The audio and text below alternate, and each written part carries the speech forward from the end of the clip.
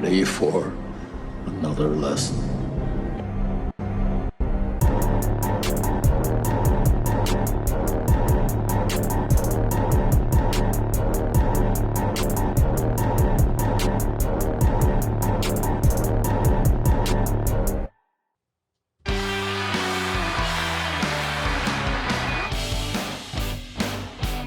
Oh yeah, baby.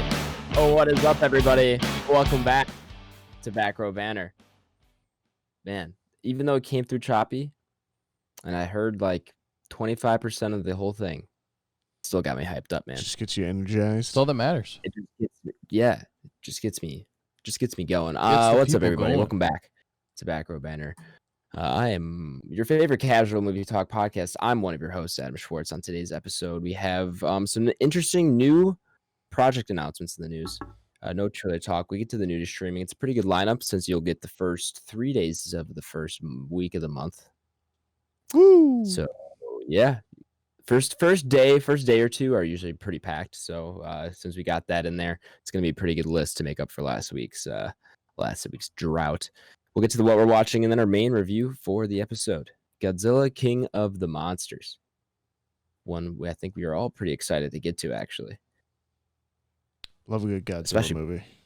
Yeah, man. I'm sold on Godzilla films. Yeah. Well, before we get to any of that, I'm joined today by the Cadaver Man, Nathaniel Gingrich. Cadaver Man? Yeah. We were talking last week about I do remember that. I don't remember. I'm trying to think of what the superhero Cadaver Man would be like. I think you're just really good at examining. I think bodies. you're like the Whisperers from The Walking Dead, and you probably just wear other people's faces or something as disguises. That's like your superpower. I just want to have all the powers of a cadaver, as in I just kind of like lay there and just flop open. I like to think that you could just like walk up into any like dead person and just be like, "This is why." And just like get to the what is like Abe Sapien. You could just. Oh yeah, this is why. Yep. Well, isn't there in the DC universe? Isn't there Dead Man? I'm pretty sure he's his own character as well, and I think he just kind of occupies different people. Pretty cool. Huh? Yeah, I have no idea, dude. Yeah, you lost me already. Let's get a Dead Man. Every time you say cadavers, I just think of the Autopsy of Jane Doe. That's like the only thing that pops into my mind. It's a great movie. Go check that out, people. Yeah, I'm also joined today by Pokemon trainer Tyler Vidales. Well, that's dope. I'll take that all day. Yeah, Pokemon trainer.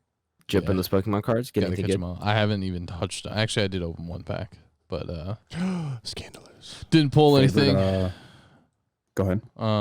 Didn't pull anything, but I'm probably gonna take the box set over to Brett at some point this weekend and pull some with him. What's your favorite Pokemon, man? Quick. Charmeleon, if I really have to go like nostalgic purposes and something that's like not cliche, because like everybody picks Charmander, but I really like Charmeleon because he can fly and he just looks like a small T-Rex. Is that that's the bigger one, right? That's the medium of Charizard. So it goes Charmander, Charmeleon, Charizard. Okay. And Charmeleon is just kind of like the badass of all three, in my opinion. So gotcha. I really like him. He's dope. Charmeleon is underrated for sure. Yeah, I think you got a point there. Yeah. He's the he's the adolescent. What was the the frog's name? You know what I'm talking about? At least he looked like a frog to me. It was like a mix of like a frog and like a turtle. Not Squirtle. I liked Squirtle a lot though. That was the water guy. There was another guy that was like leaf something. Venusaur. Is that the final evolution? You Politoed. Right, well, yeah. So it goes Bulbasaur, Ivysaur, Venusaur. Bulbasaur. That's what I'm thinking. Because there's like 3 tiers to each of them, right? For the most part, there are some that don't evolve, and some that only have 2 stages, and some that even have more than 3. But it just kind of depends. God, Pokemon's awesome. It's crazy. I love Pokemon. It is. It's Bulbasaur. It's definitely what it is. Yeah. Yeah. Is Squirtle the little one? Squirtle's the smallest evolution of Blastoise. So that goes Squirtle, Wartortle, Blastoise. Yeah, dude, you got some good ass memory, dog. Just played a lot. That's all. It becomes secondhand after a while. Yeah. Yeah. When I was like really into it, I remember some of it, but when I was really into it, I could like name it. Yeah, I can't Right, name right. a ton of the newer stuff. It's more older stuff that I've retained, but Sure. but yeah, there's so much to them. I'm also joined today by Big Bird Blake. What up? What up? One bird fact, get labeled Big Bird. Next we'll be adding an eagle cry onto the soundboard. You I'll never take it, did man. explain. You never did explain last week the difference between a crow and a raven that you heard in that you're gonna put me to documentary. the test. So what I've got taken away, what I took away from that. So ravens are significantly bigger than crows. Okay. A little bit more smarter, and they have like a hook on their beak. And crows definitely make like you see crows way more than ravens. I don't even know if we have ravens out here in our geographical region. I'm not entirely sure. I don't think so, but we do have a lot of crows. Yeah, because crows make like that caw sound, right? That's crows. And ravens, it's like a oh man, this sounds so poor to explain that way, but it just sounds much more like a bird. If that makes any sense, you know what I mean? Where I'm like, oh, okay, like I could definitely tell the difference because crows are like very distinct, like that noise, you know what I mean? Yeah. So yeah, that's kind of what I got out of that, and they showed some clips with them together. And ravens, I mean, it's like twice the size of a crow easily. Yeah, the ravens are one of the things I really enjoyed about the Tower of London tour. They got a bunch of just ravens just hanging out there all the time that they like name, and they just like hang out. They've been there for years. Yeah, they're That's smart really as hell, cool. dude. Yeah, they're really big. That's awesome. Yeah, That was a good. I don't know if I could recall that much from a documentary. I would have to think about it a little bit more than you did. So I'm impressed that you could recall that so well. Yeah, it was just super interesting. And I've always been fascinated with animals. Like Nathaniel said last week, if you can go back to like what your childhood thing would be, I probably wanted to be like a veterinarian or something of that nature. So I've always been kind of fascinated with animals. Yeah, man. So that was cool. And hopefully one day I can see a raven and point it out. Not that nobody else would know. Look, a raven! To myself. My friend did. There's a raven. My friend did that the other day, where he took an ornithology class, which is like the study of birds. Just as like a gen ed.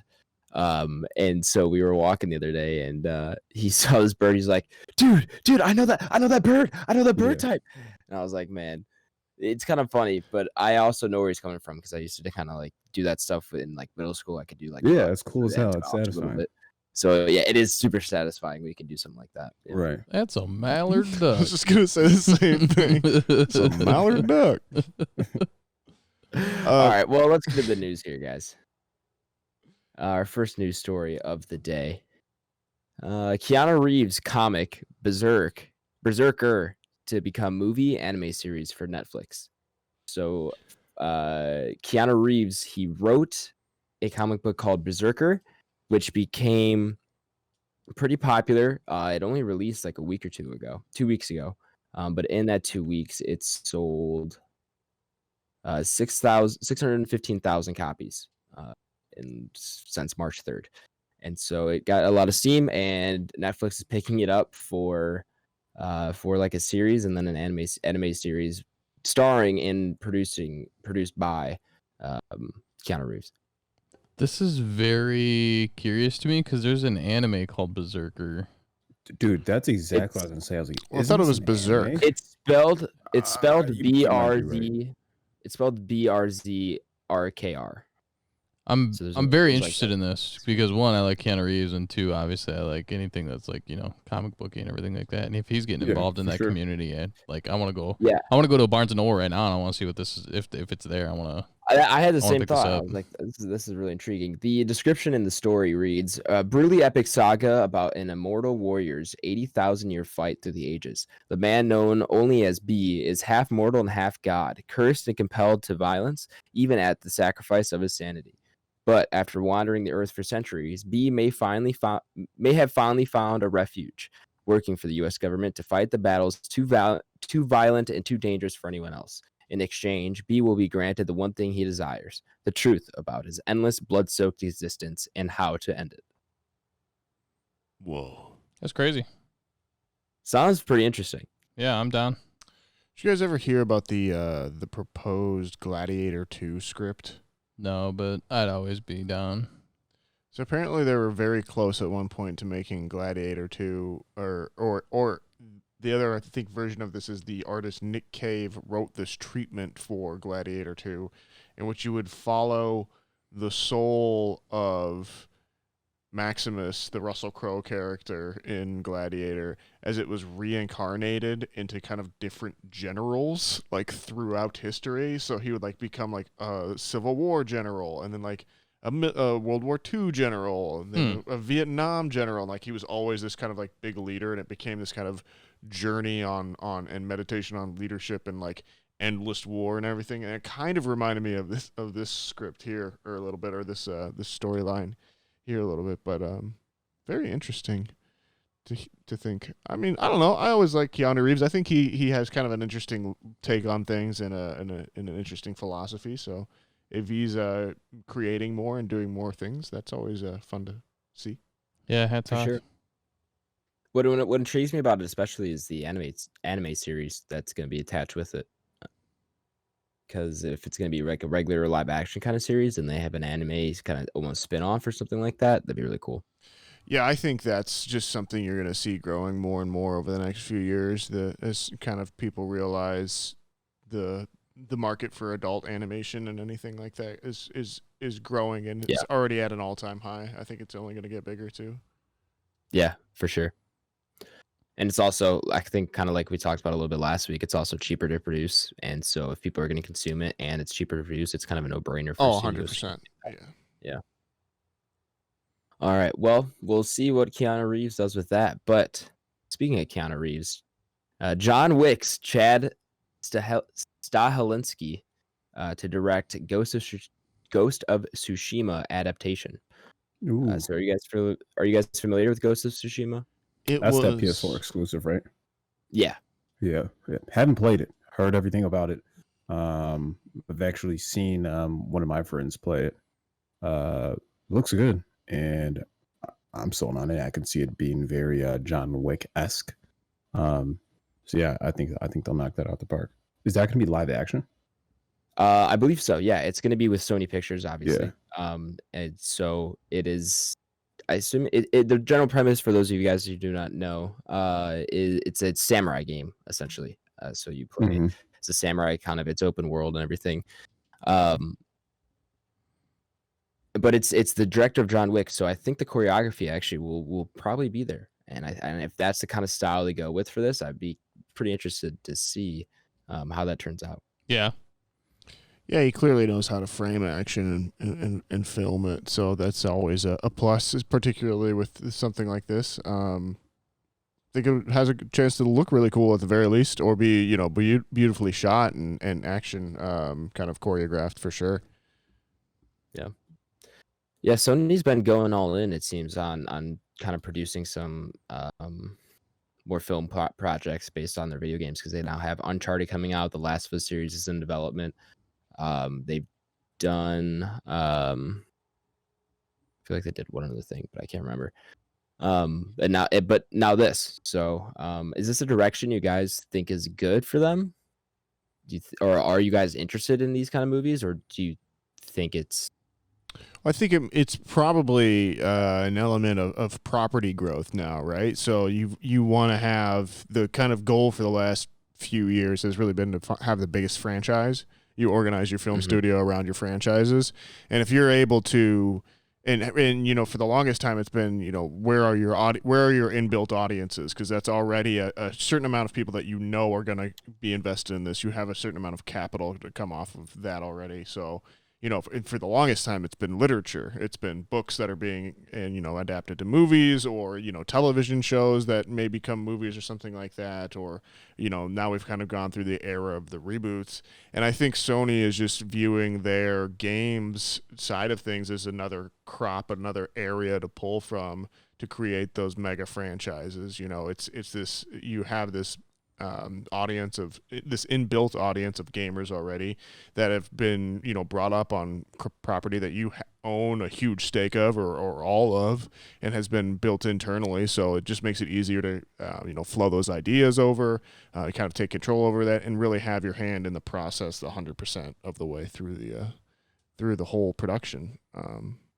That's kind of the way I see them working on it. Yeah, no, it all makes sense in that way, and it's definitely super smart of them to kind of want to expand their IPs because any kind of rising tide is going to raise all profits essentially, Exactly. all boats. But I really, I think it really depends for me on where I stand on their kind of strategy on doing this. Is how the Uncharted series turns out or movie turns out, because really we haven't seen a great video game to movie adaptation yet. We've seen okay ones, something like Sonic or something like that, but I don't know if we've seen any great ones. Would you guys agree with that? Yeah, 100%. Yeah. So until I see one, I'm not completely sold.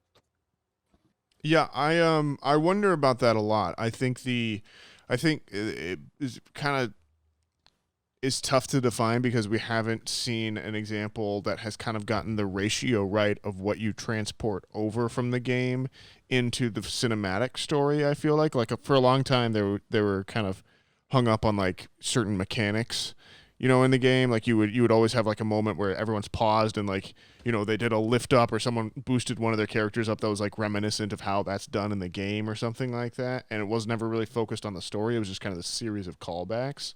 So I almost think you need like an established world like a Last of Us or like an Uncharted or something, and you tell a story in there, but you tell it obviously a lot more condensed because you can't spend 80 hours like you would on a video game, but you also tell it from this perspective of much more the story, and you have to take it out of the game's hands and put it into the film's hands, and focus on kind of those traditional ways of crafting it. Yeah, for sure. Man, there's something else I thought I was gonna say, but I'm sorry, I so. probably And talked it's all over you. Nah, you're good. You're good. All right, well, we can just move on to our next and last news story of the day. National Treasure series is a go at Disney Plus. So were they doing a movie at one point? Aren't those the Nicolas Cage joints? Yeah. Yep. Yeah, that's what I thought. Yes, this is going to be the same writers as the original two movies, and then a producer will follow a new set of characters and reimagine the franchise through the eyes of its lead character. Interesting. A 20-year-old dreamer named Jesse Morales. What is the premise of those movies? I mean, I think I've seen them in their entirety, but I have no idea, dude. It's The Mummy, but for American history, and without any without any supernatural curses. Okay. Fair. It's kind of like a treasure hunt through American history. The idea being that all of these great men in the past, knew each other and either had some sort of knowledge or knew the location of some sort of treasure, or invented some great gadget.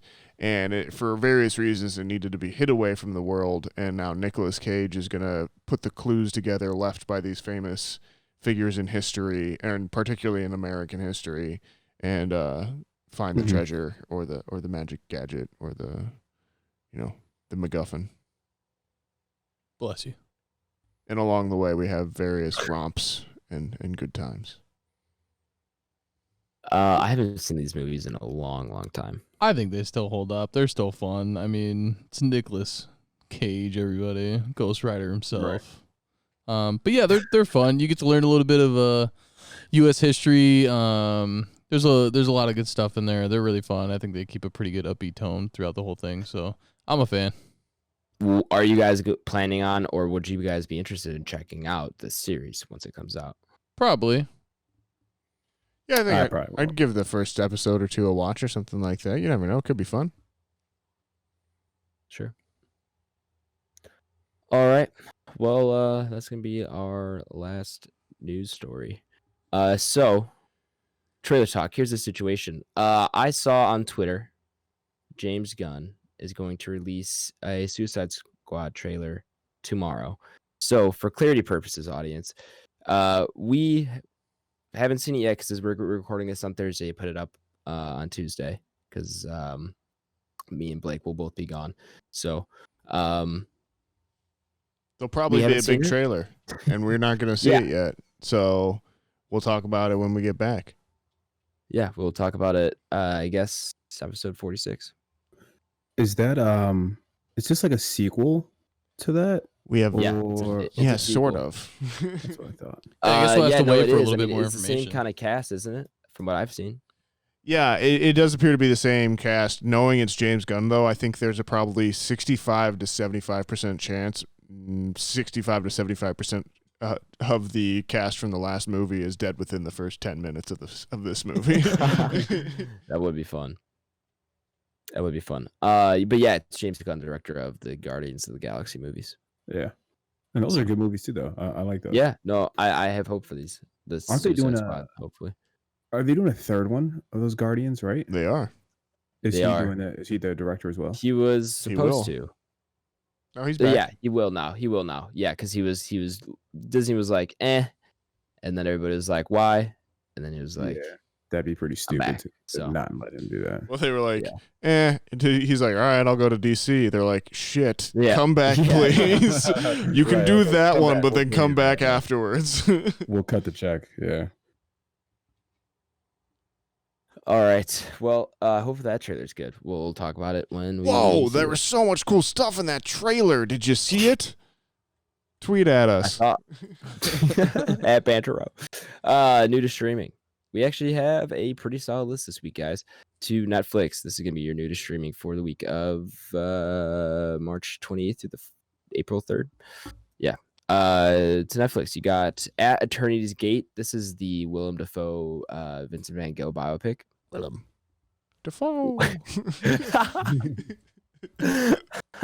We got 2012 from 2009. This is that disaster movie. Insidious. Hey. New. Favorite of the pod. Yeah, favorite of the pod.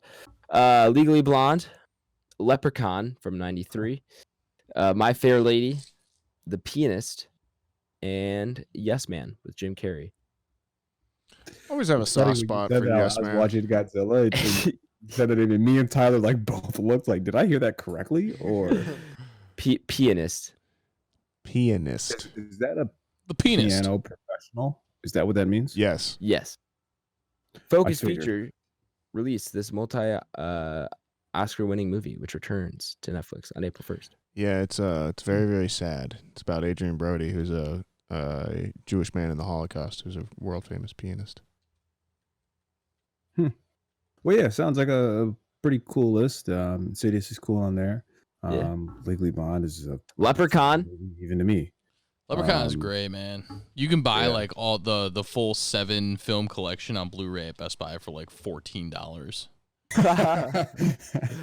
Why have we not done this yet? 50 cents a movie or whatever it is. Hollinger's got a great video on all the leprechauns. Yeah. Which, by the way, he's been dropping some bangers recently on his channel. Blake, have you been keeping up with him? Yeah. What's the last one he did? He did Snakes on a Plane recently. He did. Yes, he did Snakes on a Plane, and then he did one on Possessor, that movie that I was talking about the other day. What else did he do? I think I didn't watch it because I didn't finish that. Remember? Yeah. Recently. He had another one that was really good recently as well. Yeah, me too. I can't think of what it was. It might have been Oh, he did all the Wrong Turn franchise, which was really fun. I liked that. Exactly what it was. Yeah, that's exactly what it was. But yeah, so Ryan Hollinger, that's another fan favorite of the pod. Me and Nathaniel watch a handful of his videos.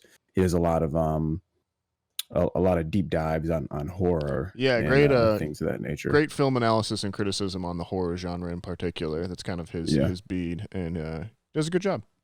Yeah.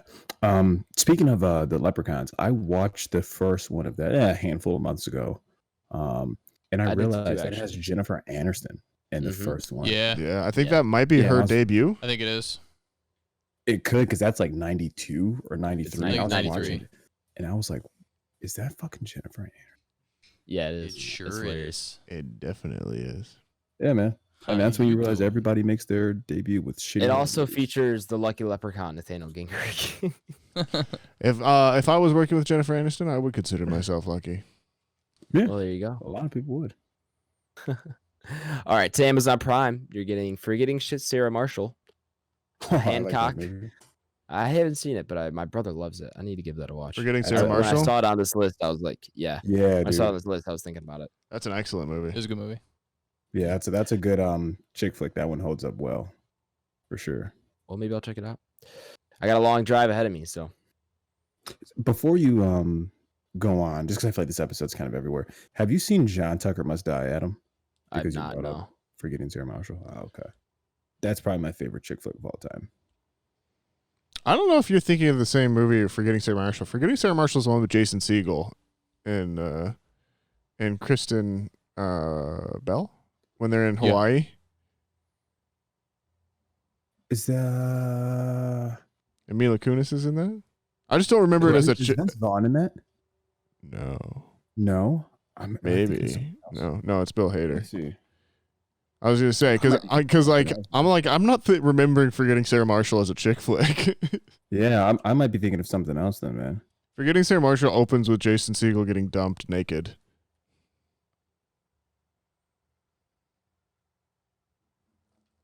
Tyler, Phil, while we discover this, Things with stuff. it's been a long time since we had to use. that one. Forgetting Sarah Marshall. They break up. She ends up dating Eldest Snow, who ends up being a really big part of Get Into the Greek. You. I have the IMDb summary if we want to read that. Whereas John Tucker Must Die is about like a high school kid that like dates and bangs a bunch of chicks, and then they all find out that he's doing that, and then they all get mad at him, and then they have to get revenge on him. That one's more of like when probably we were in high school. Mm-hmm. Right, and that's one that I would think of as more of a chick flick. 100%. Yeah, I think I got the wrong film in my brain, man. That's okay. Forgetting Sarah Marshall is a great movie too. You should check that out if you haven't seen it. Yeah, man, you guys got me sold. That's like a Judd Apatow, like a knocked up 40-year-old virgin, like that style. Okay. Yeah, I might be thinking of something else. What am I thinking of? Adam, if you haven't go seen ahead. Minority Report too, you should check that out. That's a great movie. We haven't gotten there yet, Nathaniel. Sorry, early 2000s Spielberg. How to Train Your Dragon. Great. Inception. Friend of the pod as well, I would say. Yeah. Top 10 of the pod. Wait, is it in the top 10 still? I don't think it is. No, I don't think so, if I remember correctly. it is Shit. 9. Aha. What's 10? Your Name. Yeah, it is. Yeah, it is. Mad Max from 1980, the original. Minority Report from 2002. I've seen bits and pieces of that, Nathaniel. I do need to watch the full thing though. That's great. It's also kind of right up my alley, so I don't know why I haven't. Also getting Blair Witch from 2016. Directed by Adam Wingard, who is directing Godzilla vs. Kong. There you go. All right, to Hulu. Go ahead, Blake. Halt. Before we continue, I found a movie I was thinking of. I'm And very excited. it's I Love You, Beth Cooper. That's the movie I was thinking of. Okay. And I don't know why I even got them confused, probably because it has a first and last name in it, in And the it's, title. and they're girls. And they're girls. Yeah, I think that's the only reason I got them confused. But this is exactly the movie I'm thinking of. All right. Thank you for updating us. No problem, Should I check that one out? man. Okay. All right, to Hulu. You're getting 28 Days Later, Butch Ooh. Cassidy and the Sundance Kid, Chappaquiddick, The Color Purple, Die Hard, and Die Hard with a Vengeance. Hancock, same thing as Amazon Prime. Mad Max, also same thing as Amazon Prime. And a personal favorite of mine, Napoleon Dynamite. Oh wow, I haven't seen that movie in a long time. That's a. Do you know that the one's- dance? That one, dude, I don't know the dance. don't My know the brother did dance. at one point. That makes sense. But yeah, that's when I watched all the time when I was younger. Yeah. but I haven't seen it in a few years. Man, that was, HBO Max. Napoleon Dynamite was the biggest movie in the world for like a solid it was 6 months in 2004. Throw a football over that mountain. Is that really when that came out? 04? Yeah. Dude, time flies, man. It's true, it does. I was 4 years old. Yes, you were. And you were HBO Max. You were watching Napoleon Dynamite, starting your cinema journey early. Yeah, I really was. It's a heavy influence on me, actually. To HBO Max, we're getting Godzilla vs. Kong, Which we're talking about. which we are reviewing next week. Check it out.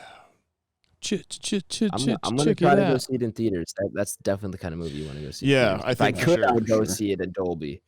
Yeah, either that or you wait till it's like 12 o'clock in the afternoon to where you can turn your sound system up as high as you can possibly go. Don't worry. It was max bass last night for Godzilla King of the Monsters. It was max bass. I pulled out all the stops.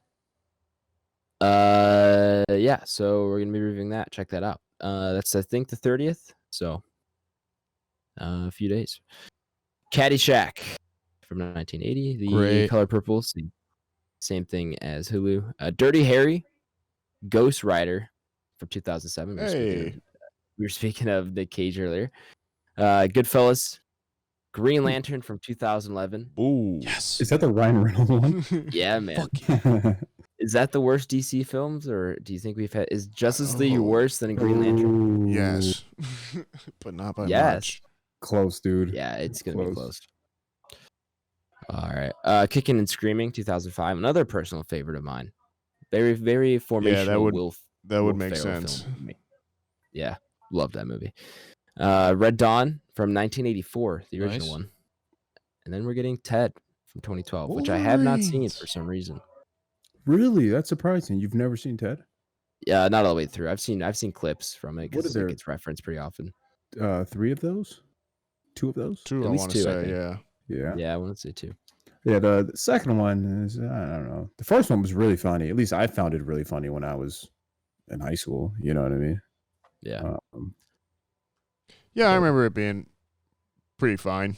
It was good. Yeah, it was good at the time. The joke's good for probably 75% of the movie, and then there's like I think 10% where I'm like, okay, Ted, I'm getting to the end of my patience with you, bud. Yeah, for sure. I haven't seen the movie in a long time though. Had some great lines. The Thunder Buddies bit is still really funny. Yep. Yeah, for sure. That's a timeless joke. I should check that out. It's a Disney Plus. We're getting The Falcon and the Winter Soldier, Episode 3, Night at the Museum, Battle of the Smithsonians. Yo, I love the Night of Museums. Yeah, again, just another childhood classic of mine. We're just hitting all the firing on all cylinders here. Those were I loved those movies too. Those are great for a nerdy kid like me. Yeah. Oh, museums are fun. Cool, guys. Let's all go to the museums. And then also Disney Plus, you're getting a bunch of random Star Wars stuff. Caravan of Courage. It's some animated movie about Ewoks. Oh man, we're getting these. Whoa! Yeah. I didn't know this was happening. So, do you know about the Star Wars holiday specials, right?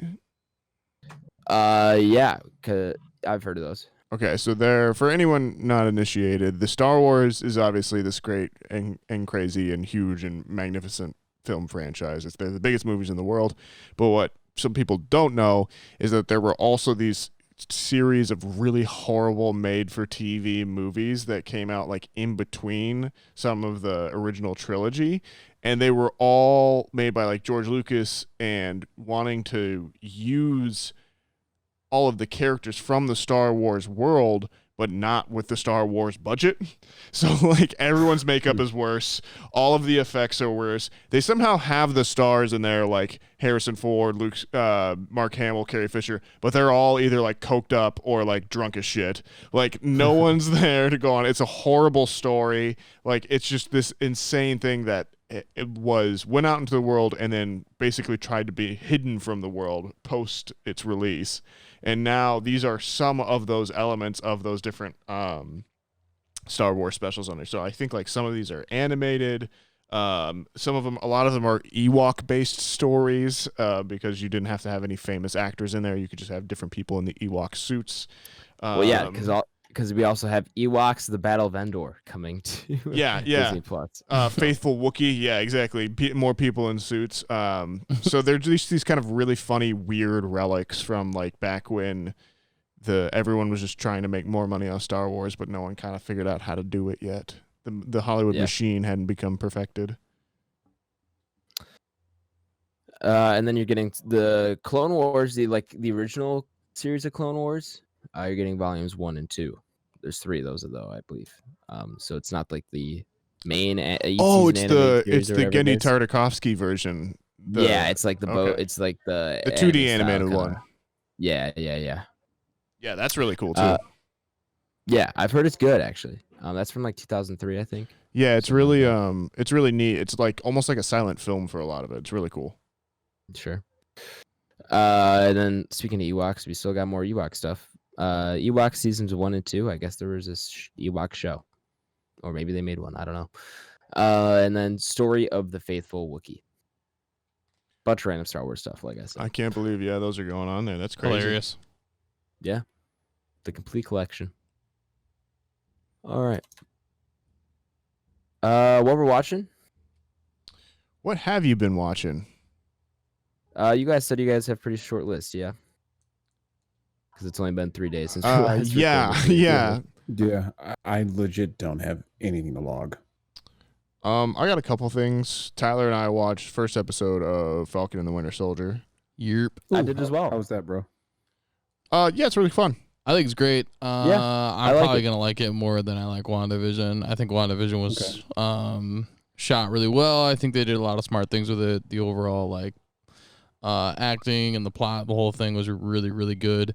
I think I'm just more exposed to Falcon and Winter Soldier than I am Wanda and Vision. And the action in this it's incredible. It's really great. You almost get like a Marvel feel the whole way through. So I'm already locked in. Is it 30-minute episodes as well? 45. This one was like 42 minutes. Yeah. Okay. Yeah. I think they're gonna fluctuate between that 45 maybe hour mark. Yeah, because I think the 22 was really kind of meant to emphasize the WandaVision as like the sitcom style thing. In keeping in tradition with the sitcom role, this is still more like almost like the Mandalorian. So I think you'll get more like those 38, 42 minute runtimes. And I know this one's only 6 episodes rather than 8 or 9, which like we talked about last week, I think, right? Mm-hmm. Yeah. Because you were expecting this to be like a full-blown, like, 10-episode series, and then you were like, I had no idea it was only 6. Yeah, I guess I was a little bit more on the lookout for that.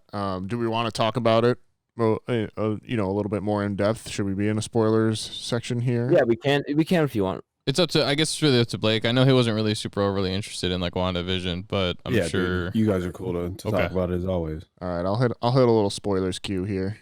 Yep, and check the episode description where you can see the end of spoilers here. Timestamp. Spoiler zone. Shit goes down. Does go down. Haven't got to use that one in a while. Yeah. I'm liking it so far. I like how they're doing this is kind of our first exposure to the loss of Iron Man and Cap. I guess besides Spider-Man deals with it, but this is definitely darker for Cap. Yeah, this is definitely more of the more immediate, more real as far as how that loss is affecting the other Avengers and stuff, and just other people too. You have a lot more discussion around like, well, there was people that moved on, had lives, and then a bunch of other people came back, and how do you deal with that? And even that wasn't fully that wasn't really addressed a whole lot in WandaVision either. So I'm interested that this seems to be the one that's kind of taking more. Well, it was a little bit in WandaVision. I forgot the character's name. Rambo, I think her name is. Yeah, a little bit, but she was blipped. Yeah, I think it's interesting, particularly with like the Falcon character and his sister, and kind of really grounding that character in a little bit more of his background and stuff. I think that's kind of interesting, particularly because we never really got a quote unquote origin for him. What'd you guys think of Bucky as the on his date? I kind of liked the 106-year-old man jokes, and kind of you understand. Of course, he would be uncomfortable with dating and everything. Yeah, it'd be super weird, but I think it was cool. I love when they play with that kind of stuff, where it's real world situations of what that would look like. I mean, in contrast to DC. He also got blipped, didn't he? Winter Soldier got blipped. Yeah, they both did. Yeah. Yeah, I think in contrast to DC last week, with the Snyder Cut again, you just kind of like driving home. You have these characters like Winter Soldier, the number one assassin on the planet, and we're seeing how he relates to other people and those struggles of maintaining his humanity, as opposed to just influencing himself on everyone else, making his amends.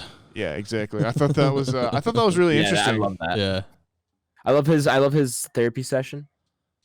Yeah, that was cool. The kind of gut punch of the realizing the sun connection. Did you Detective Adam? Did you notice that coming? Yeah, I did. I not notice it coming, but I saw that it did hit me. I was like, oh shit. I thought it was going to be one of his service buddies from like the Howling Commandos or something like that. I didn't expect it to be that guy's dad.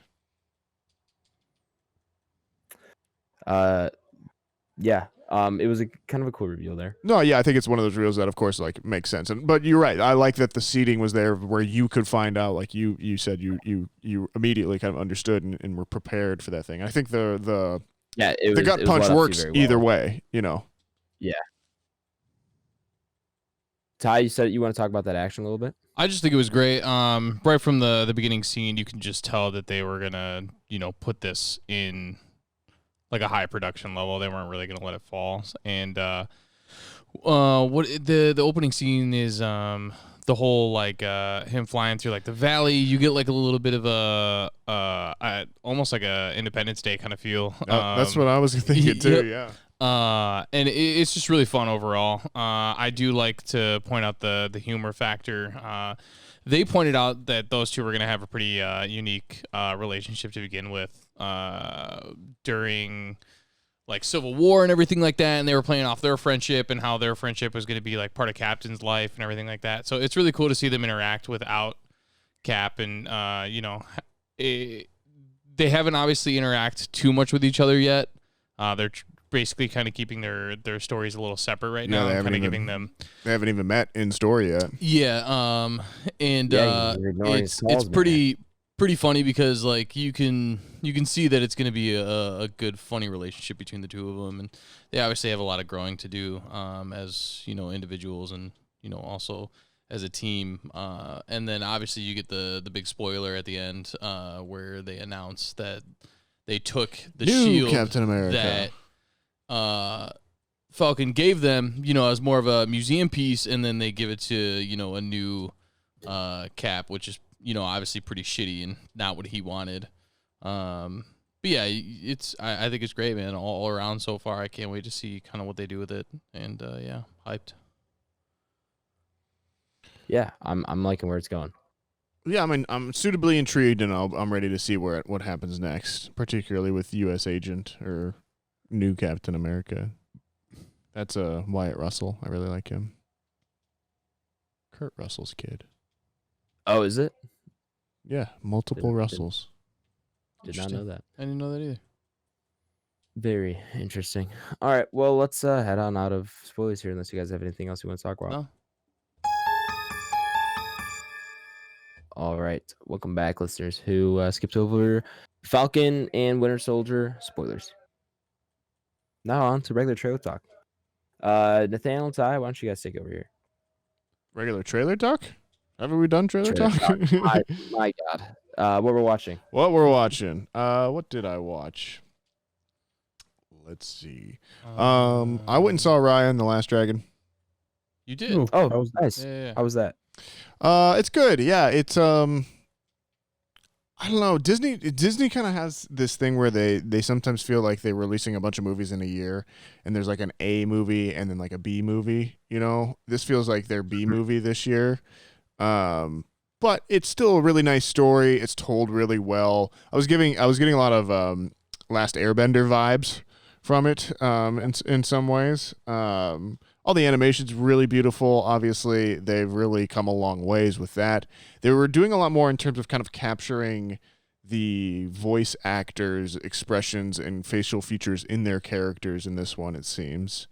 But really good story, really kind of a fun time. Moves really quick, has a lot of good stuff. I think if you're a kid and you wanted to have kind of that more adventure style movie, you know, something more akin to like your Aladdins or your Peter Pans or your Hercules or something like that. This is kind of there to scratch that itch. But yeah, it's really cool. Good little movie. Is it worth going to see at the movie theaters right now? In a normal world, I'd always, go and see these at the movie theaters. Right now in COVID, Sure. I wouldn't because I have a list. Is it worth the $30 for premiere access on Disney? I'd just wait for it to come out, similar to kind of Mulan, I think. But that just depends on who you are. It's most definitely going to come to Disney Plus. Yeah, regularly at some exactly. point. Yeah, So- just like Mulan did. Yeah, I think it's worth the wait unless you have A-list. Definitely go see it. Yeah. I also watched, so I found this series on HBO Max called The Movies. And you can imagine that I might be a little bit interested in that. No. But yeah, it's this really great kind of, I guess, 6-part documentary series on kind of particularly American film. Pretty big emphasis on that, and it breaks it down almost decade by decade. So you get pretty much from the beginning of the talkies when sound is introduced in cinemas up until the 50s, and then you get the 60s, 70s, 80s, 90s, and then 2000s. And it's really cool. It's kind of told in like the old. If you guys ever watched like the I Love the 80s on VH1 or anything like that, or I Love the 90s, where you have like clips of everything and then you kind of get the talking head interviews on there as they kind of describe a little bit more what's going to happen. But it's produced by Tom Hanks, so you have a lot of kind of interviews with like Spielberg, a lot of film critics, a lot of really good stuff that they're going on there. You see, a lot of actresses and actors that have worked on stuff. Alec Baldwin's gets interviewed quite a bit. Paul Thomas Anderson, really cool, fascinating. A lot of talented people worked on it, and it's a really good kind of baseline, understanding of film history. So I do recommend it to pretty much anyone that's kind of curious about that. And it's just for free, hanging out there on HBO Max. So. That sounds like something I should check out. Not bad. Yeah, I would recommend it to everyone, all hosts on this podcast. I think would enjoy that for sure. Other than that, another thing I watched was King of Monsters and a lot of YouTube, as per usual. All right. Did we watch any Initial D? I think we might have watched a little bit of Initial D, Maybe. but yeah, we more focused. Oh, we finished Tron. We started Tron and then we didn't really get to finish it, so we started that. What did we watch just before that? Was that Godzilla? No, that was Winter Soldier. Oh yeah, that's right. So yeah, I don't think I really have a whole lot to add. I watched a ton of YouTube. One thing I really want to get to, and maybe I think I will this week, is Shin Godzilla or Godzilla Resurgence, which came out in 2016, but it's Godzilla, but it's directed by the guy that did Evangelion. I'm not a huge fan of Shin. Ano did a Godzilla thing? Yeah. That's cool. Godzilla Shin it's totally different. It's like a complete Totally reimagining. different, Yeah, I know. Godzilla's like on all fours. He almost looks more like an alligator.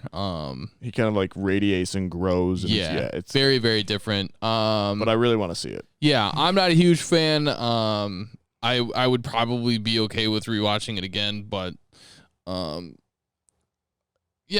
than that, I don't really think I got a whole lot. I don't think Leah and I watched anything significant. Tomorrow's my first day off in a week, so I haven't been really doing anything except for working. So I'm really excited to do like nothing tomorrow, even though I have a ton of shit to do tomorrow. So yeah, I don't really have anything to add. Brain. What's up? So it's get relaxed for the brain. Oh yeah, dude. I just wake up when your body wakes you up. Yeah, even though like Leah's like she's like you could just sleep in, and then it's funny because like right after she said sleep in, she knows how I operate. I'm gonna wake up when she wakes up. I'm gonna make a pot of coffee. I'm gonna come sit out here and I'm just gonna relax. And that's that's my morning. I'd rather do that than sleep in. For sure. No, and like I just my sleep in's like 8, and then. And then I got like shit to do. So as soon as she leaves the house, I'm gone. So yeah. Adam, Blake, what are you guys watching? Blake, you wanna? Did you watch anything, Blake? I didn't, dude. I don't think I've got to anything. Just YouTube. I don't think I've watched anything animal wise, or doc wise, I should say. It's kind of been on YouTube video gameplay. Watching people stream Siege, some people stream MK. That's kind of my Nick Merckx and Tim the Tatman have been doing Siege. Yeah, I was gonna say one of our guys. Yeah, they've been putting a couple hours in here and there during their streams. Have you watched any of the Siege gameplay? Yeah, I have. Yeah, I was watching it today. Sit there and kind of watch, and it's interesting. I've seen Siege gameplay before.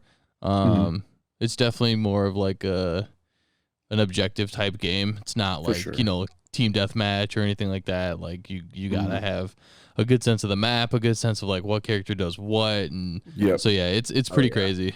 What I find crazy about that game is the polish on it. It's so well balanced. Just from like you could just tell just from watching a little bit of like those guys play on it and everything. Just the way that game is set up to work and the risk versus and the intensity to it. I definitely like that. You can definitely tell and see why people get so addicted to it because it is just like so. The margin for error is so slim. So slim, yeah. You're right. It's one shot to the head and you're dead, man. Yeah. And the learning curve is so thick, but once you get it, like and it clicks, it's amazing. You know what I mean? The game's addicting. But if you don't get to that point, because that does kind of take some time, to be honest, I can definitely see people like, oh, this fucking blows. You know what I mean? There's so many maps you have to learn, and you have to learn them well. And then on top of that, at this point, you have like 80 characters that you have to learn. Yeah, it's tough. Like, there's a lot. At this point, there's a ton of characters. So for sure. But it's a good time. You're right. Did you get to anything, Adam, or did you already go? No, I haven't gone yet, but I do have a few things. I watched BlacKkKlansman for my film class this week. Ooh, which I really liked. This is my second time. I like it. Yeah, it's my second time. John David Washington. Yep. And then Adam Driver's in that as well. It's Spike Lee directed. I really liked it this time around because last time I watched it, I just didn't. I couldn't appreciate it as much as I can now for also the different time period that we live in compared to 2018 because so much has changed. And then also the fact that I can have a little bit more of a filmic knowledge and Spike Lee is definitely someone who like once you understand that you can play into his movies more and read into them a little bit more. Would you agree with that, Nathaniel? Yeah, Spike Lee's as a white male who came up in a white male dominated industry and watching all of those, and that my source of knowledge and what I liked was definitely pretty regimented until I kind of went to school for all that kind of stuff, and it is something that if you don't seek it out, you can easily miss. Spike Lee is definitely pretty much directly in confrontation with that viewpoint. And it is still a confrontational experience to do the right thing for the first time and kind of have that break your brain and really pull you into its world. And he's never really lost that ability to kind of grab you by your lapels and show you and force you to look at some uncomfortable things. BlacKkKlansman is just kind of the latest version of that and kind of a more restrained and a sharper instinct in that way. I mean, it's a veteran filmmaker's film at this point. And it's really well done as well. It is, yeah. I really liked it. It's interesting how much more commentary I found on the events that were happening at the time on Trump, because it really is, it has a direct commentary on Trump. And what were you gonna say, Nathaniel? Oh, I was just saying it's crazy how the ending of Black Klansman ends with news footage from the Charlotte rally, which was like within. I mean, I think the ink on that film was still dry when they added that to that the end of that movie, because that movie was made without that addendum on there to begin with, but it just coincided really perfectly for it, which I'm sure is the story you're kind of we're getting ready to tell there. Well, yeah, no, so there's that obvious connection to Trump that he makes, and all that, and what happened in Charlottesville, which as you said happened shortly before the movie was released, or but even within the movie itself, there's some commentary on some things that the KKK members say that is kind of in relation to Trump. There's a conversation that John David Washington or Ron Stallworth, the main character, has with the sergeant about how David Duke is branding himself as national director, I think it is, and how he's kind of trying to position himself as like a public figure in a way, and so he makes himself a little bit more respectable, and then he can position somebody to kind of make a push for the White House or something like that. And so obviously that's, when you look at it in context of when it came out, they're kind of, and you look at it, because another thing they do is they at one point they chant like America First, which was a talking point in Trump's campaign. So they're kind of trying to draw that comparison there, and it's something I just didn't pick up the first time I watched it, because you obviously have that Trump stuff at the end, that real world footage. Yeah, there's additional commentary in there. Yeah, there is a kind of story being told in the background on how the language how political language gets co-opted by racists and then becomes the language that is used to enact racist policy or racist kind of agenda, and how those can become very easily cloaked in legitimacy based on just what words you use and what your phrasing is. So, and that is, something that I think is even more prevalent and kind of interesting, that's going on in the background of that film too. Yeah. Really good movie. Definitely worth checking out if you have not seen it. Yeah, I've only seen that once. That's something I probably great should soundtrack again. I love the soundtrack. Great in that soundtrack. movie. Yeah, it's really good. Yeah, I have not seen it. I'd probably like to pick it up and see what it's about. Have you not seen? You haven't seen it before? No, I haven't seen it. No. Really good performances all around. Yeah. Yeah. Oh, Adam Driver's really good in it too, and it's also Michael Buscemi, who I'm assuming is Steve Buscemi's brother, is in it too. So, I don't know. I'd have to double check that. Probably a good guess though. The actor's name is definitely Michael Buscemi. I checked that today.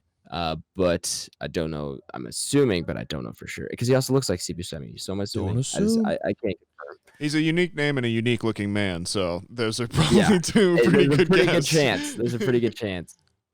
All right. I also finished Last Chance U basketball season, which ended on. I could kind of see this coming with the episodes, but it was filmed at the end of 2019 going into 2020, and their playoffs were the first or second week of March, and so obviously the season ended before they were able to finish playoffs.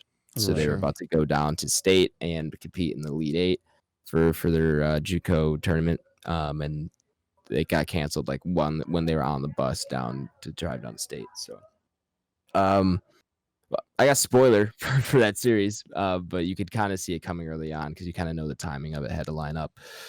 But overall, I really enjoyed it.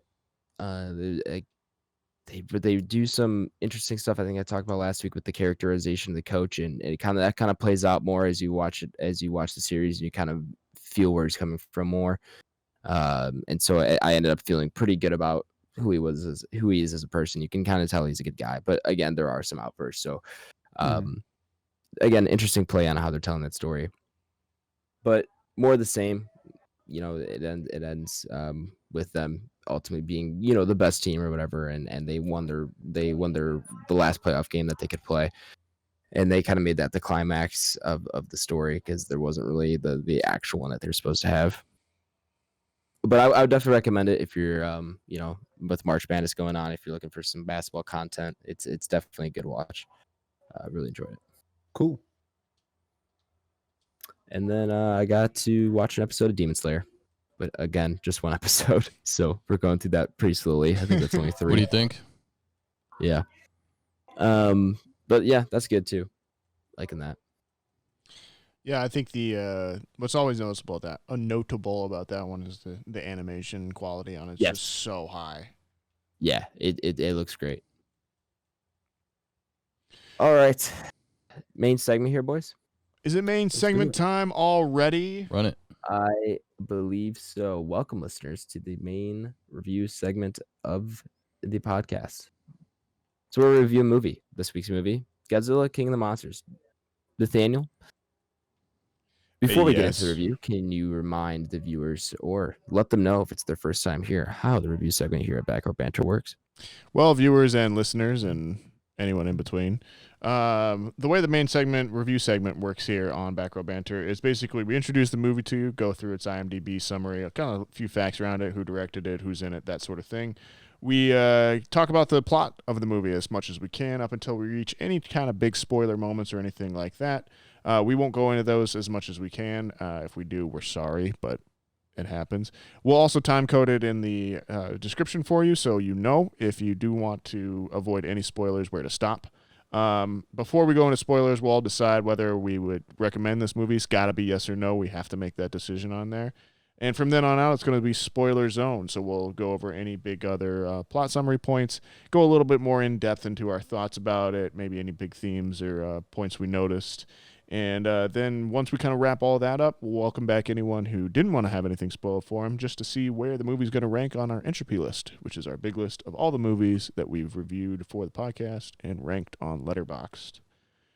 Adam, do you want to introduce this one to our lovely listeners for us? Yeah, this is 2019, the sequel to the 2014 reboot of Godzilla, whatever you want to call it. Yeah, I'd say it's a reboot. Yeah. Directed by Michael Dougherty, who I believe friend of the pod. Is he friend of the pod? He is friend of the pod. He did not do the first one. The first one was directed by Gareth Edwards, who did Star Wars Rogue One. But Michael Dougherty, fans and keen listeners will know as previously featured on the pod as the writer-director of Trick or Treat. I do remember that. Yeah. Okay, cool. So the IMDb summary reads... I'll also clarify real quick. He's directing King Godzilla vs. Kong. Okay. So, no, Adam Wingard isn't he? Wait. He's credited for... He's a writer. I'm sorry. Oh, that's okay. That would make sense, though. Yes. Dougherty's mostly known as a writer for the most part. I think he's really only directed Trick or Treat in this. Gotcha. But yeah, he's definitely a screenwriter by trade. Oh, he wrote Superman Returns from 2006. And X-Men 2. Yeah, and X2.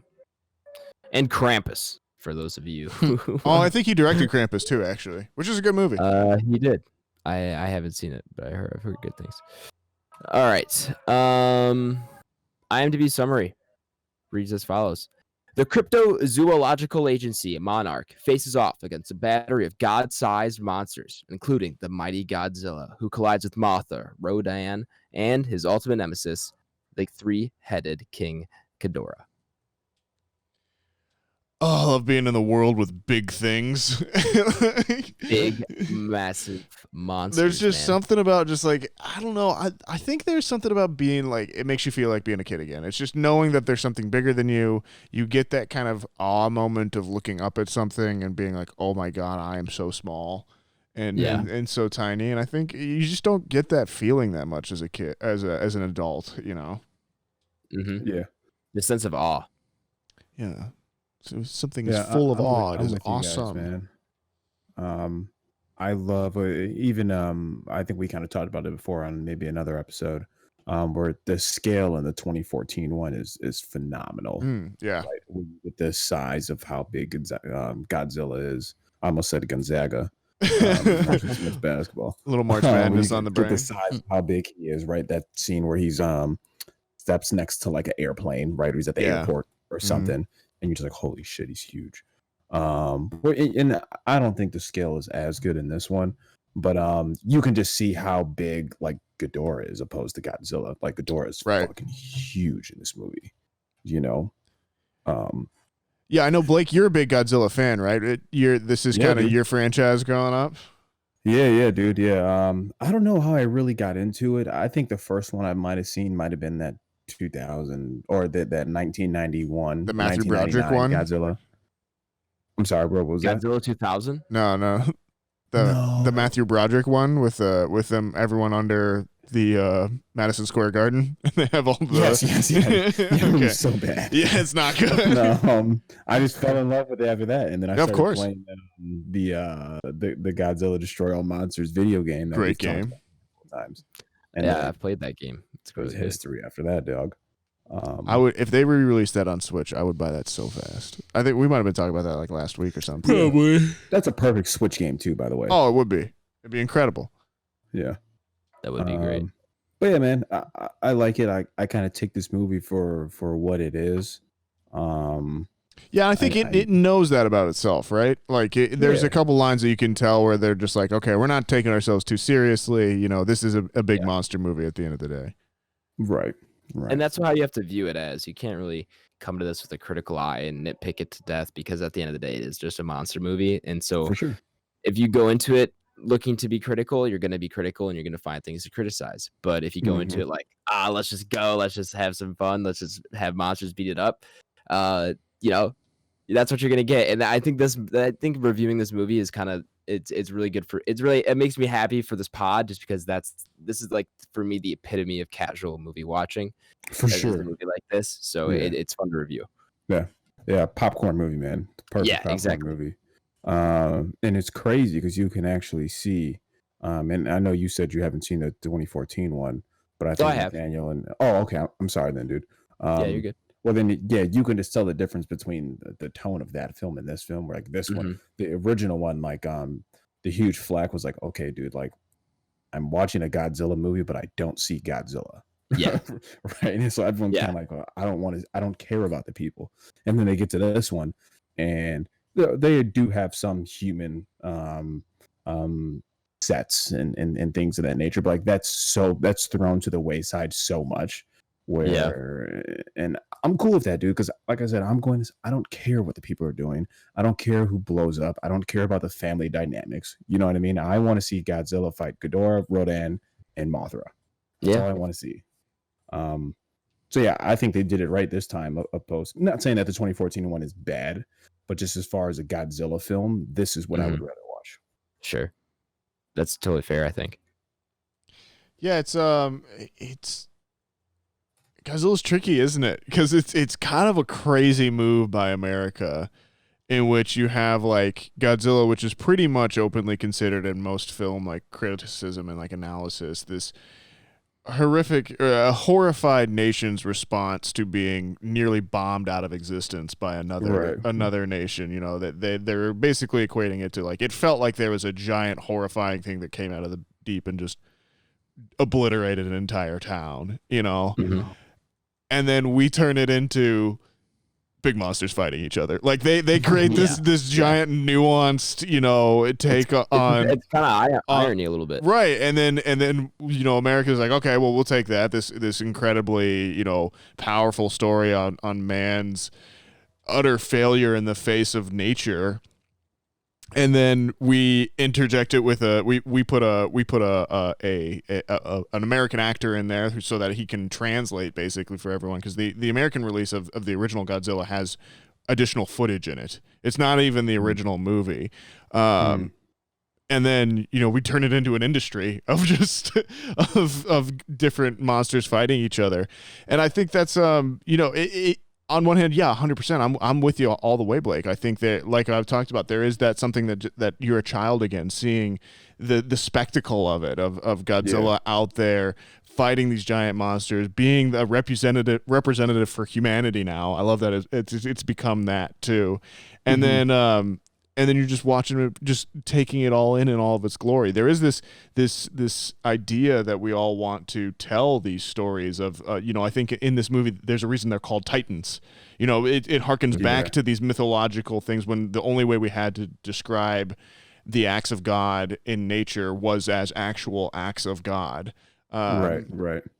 So I think Godzilla is a movie that has that works on all these different levels. You know, you have all of these different messages in there. You have the complicated messages of what do we do when we're faced with something like this, and can man go so far as to screw something up so bad that nature isn't going to correct itself, or it has to do something drastic in order to do so.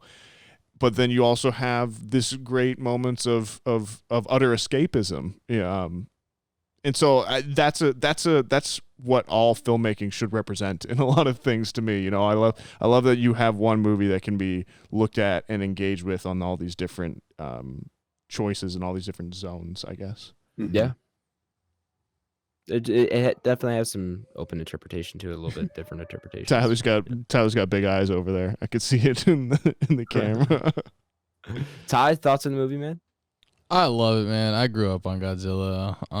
Okay. Yeah, I'm just a really big fan. I remember when there was cartoons of Godzilla. I remember like Baby Godzilla got first released. It looked like ass. I remember when like Godzilla like slid across the entire like landscape on his tail. Yeah, to drop kick Mothra in the chest or whatever. Yeah. So yeah, I grew up on it. I love it. It's funny because Nathaniel and I were both sitting in the kitchen last night, and we were both just kind of like, we gotta watch this, don't we? And like, yeah, I'm not really in the mindset. And then like 5 minutes in, I'm like, fuck yeah, Godzilla.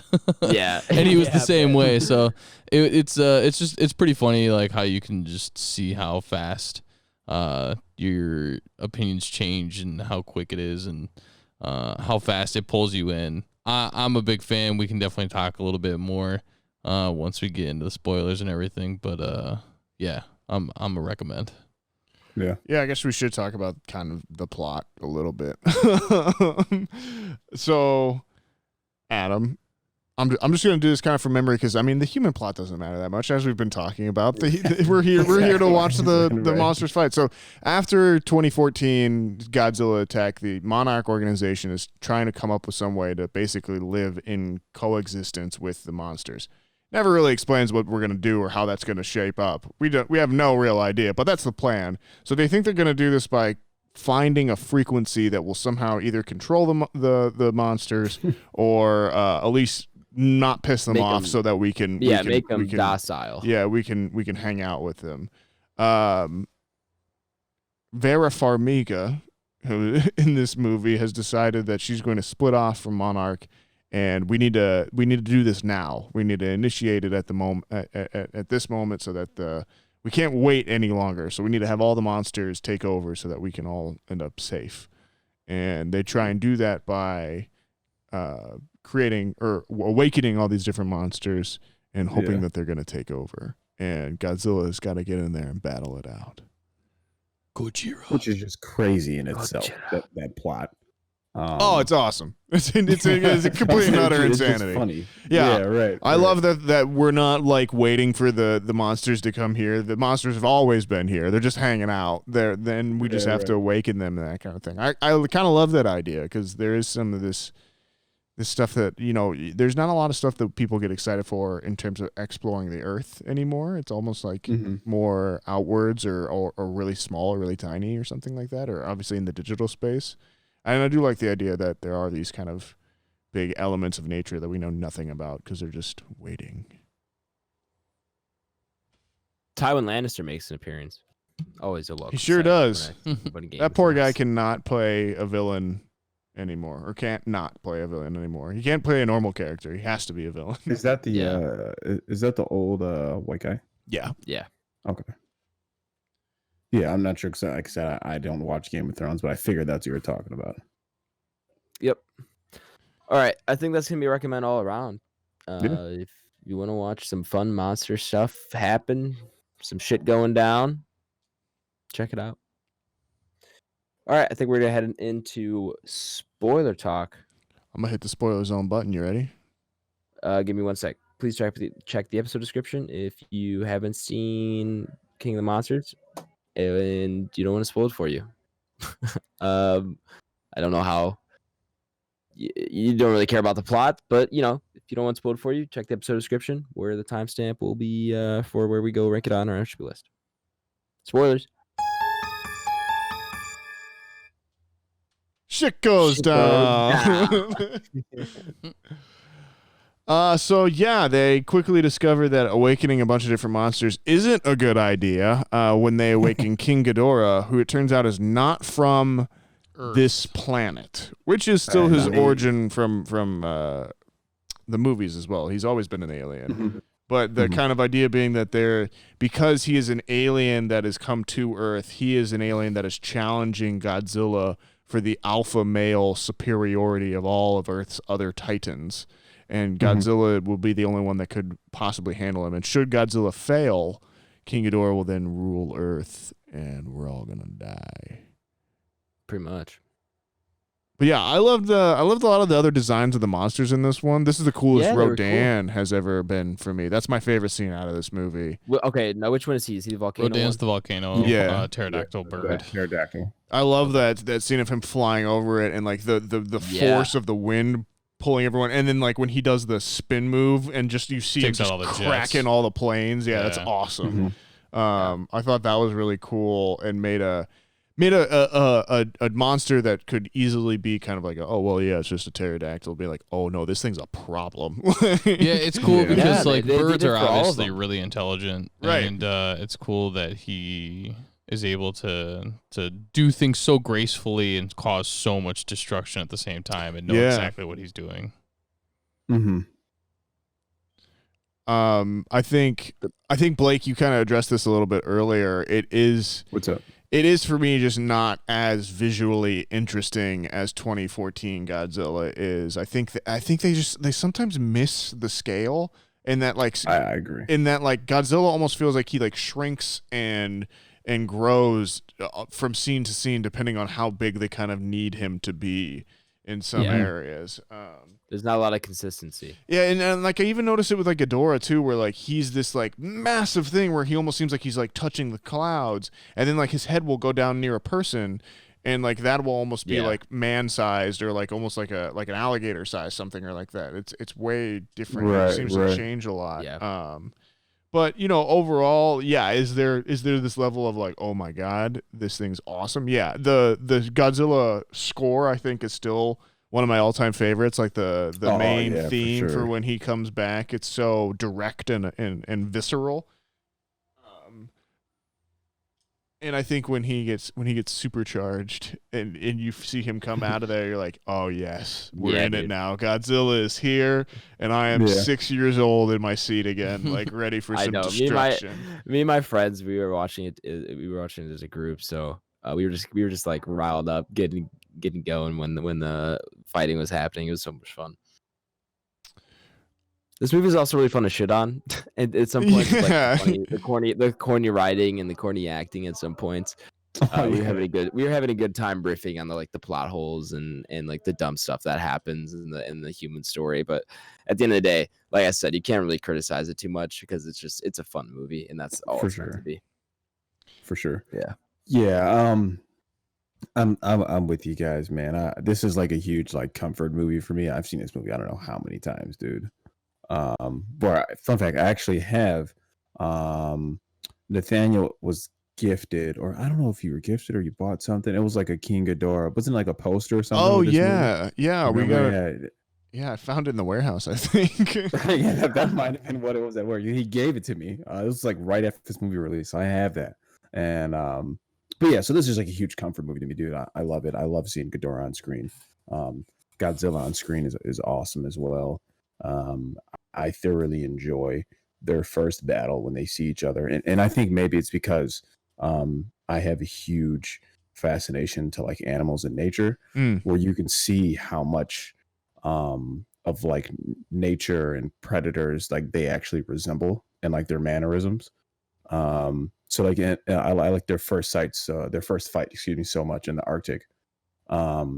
Where you can see like Ghidorah like kind of senses something's coming, right? So he like stops what he's doing and like looks around for like danger. Then like his tail like rattles. It's kind of like a rattlesnake he like hisses, and it's just very similar. Like that's how animals act. Yeah, I thought in real life, you know, it was really cool how they kind of tied that into the plot too, with like the male character, the Kyle Chandler character. He's like a wolf biologist or whatever. He kind of understands predator prey instincts and everything.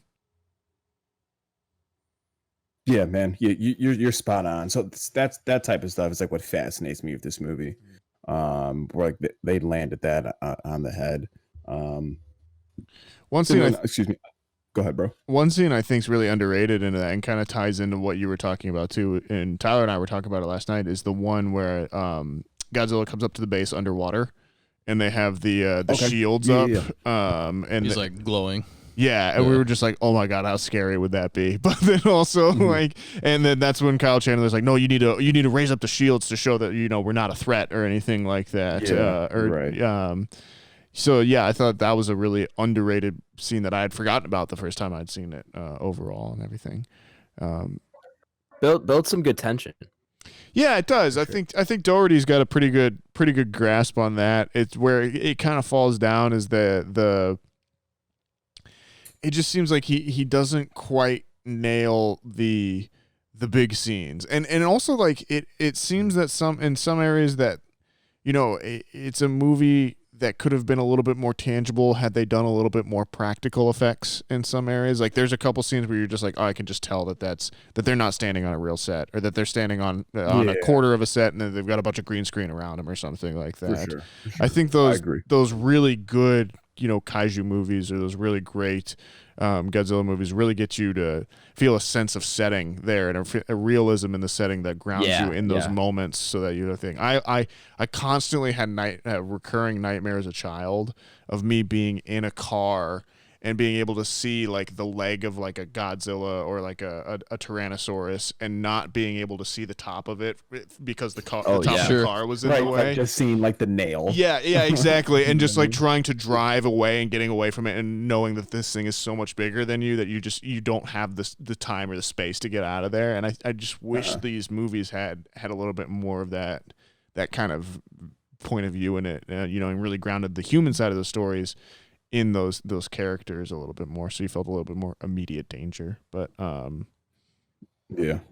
still at the end of the day, there's nothing better just seeing King Ghidorah get electrified on the top of Fenway, and then Godzilla run into him with the heat of 1,000 thermonuclear suns, and you're just like, yes. Yes, the entire Eastern Seaboard is being rewritten as we know it, but I'm on board. Right. Yeah, it's so funny because like one of your plot holes that you were kind of talking about, Adam, and kind of how funny it is shit on this movie is like after he blew up the atomic bomb and tried to supercharge Godzilla, it started raining, and I'm like, so that's like obviously still like a ton of radiation, and they're just like standing out like on the sub, and they're like, hello Godzilla. Like no one's growing a third arm or everyone's anything. Skin's melting off in the next scene, but we don't see that. Or just like when he's walking and like he's literally melting everything around him. It's incredible. Yeah, but when the doctor guy goes down into Godzilla's lair and he takes off his glove for no reason, he that's a shit ton of radiation. His hand. We were talking about that. Yeah, we were talking about that too. But like at that point, like fuck it, like you're gonna die. You knew you were gonna die. That's the whole point of you going down there. Yeah, I'd probably take my whole suit off too. I'd probably give him a naked hug or something. As soon as that guy blew up, I was turned to Tyler. I was like, "That's the most dead anyone's ever been in existence ever." There's nothing left of that guy. It's so funny too how like they talk about like, oh, sorry, go ahead, Adam. No, I was gonna say only if he gets hit by an oxygen fucking what was it? Oxygen. Oh, the oxygen bomb. That's from the original. Oxygen depletion bomb. Yeah, that's from the original. That's what they used to defeat all those fish are OG Godzilla is the oxygen bomb. Okay, gotcha. It's a terrifying concept. Something that lights oxygen on fire. Yeah, it's crazy. It's crazy. I like it. But yeah, like when they blow up that bomb, like they blew up all those ruins.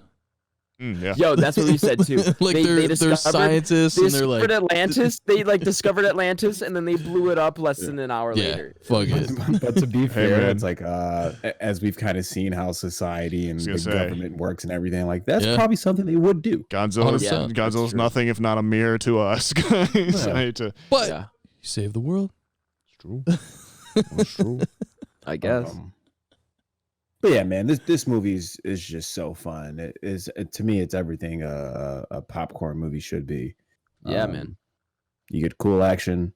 The characters, it's not even meant to be funny, but it's laughable. It is, dude. So that just makes it even better, you know. And then you get it's not like you only get a handful of fighting. Like you do get a decent. There's a good amount. Yeah. Yeah. It's over 2 hours long. Like there's some good action sequences. Yeah, right. I think they have like 3 or 4 separate encounters between Godzilla and Ghidorah, you know. So and they also have Mothra and Rodan fight out a little bit. Yeah, that was cool. they tag in at the end. Mothra. It was okay. Mothra, that stinger that was controversial, right? The fact that Mothra had a stinger. Or was it yeah, she generally doesn't have any sort of kind of offensive kind of thing except her like sleep powder kind of thing, or maybe a web shot, if I remember correctly. Yeah, well, I think she has those rays. What are they called? Like in the I know in Godzilla Destroy All Monsters the game, she does have some sort of lightning ray. She does have a ray, yeah. So I don't know how canon that is considered, but I it's think canon to me. I think the stinger at the time, I do remember it being somewhat controversial, but you know what? I'm okay with it. Yeah. I'm cool with it too. Yeah, Mothra's a beast.